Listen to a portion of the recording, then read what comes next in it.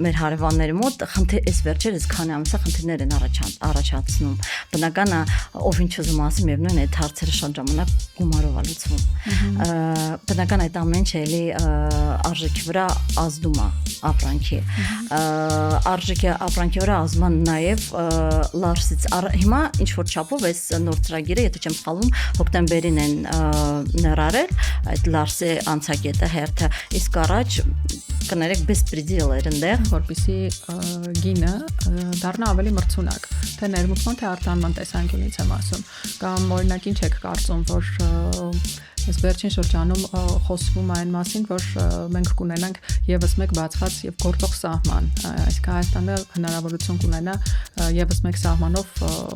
գործունեություն ծավալել արդեն բեռներ ներմուծել արտահանել իսկ առևտրաշրջանառություն տեղի կունենա ինչ եք կարծում մենակ դա էլա նպաստելու այդ գների բարելավման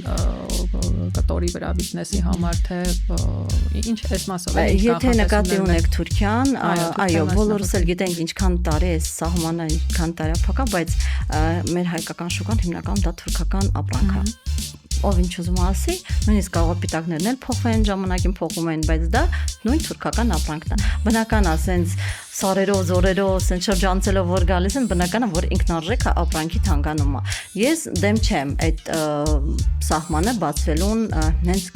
կոնկրետնա հա հենց перевозкայի մեջ ես դեմ չեմ որովհետև դա գազդի ոնց ասացեք ինքնարժեքի վրա այո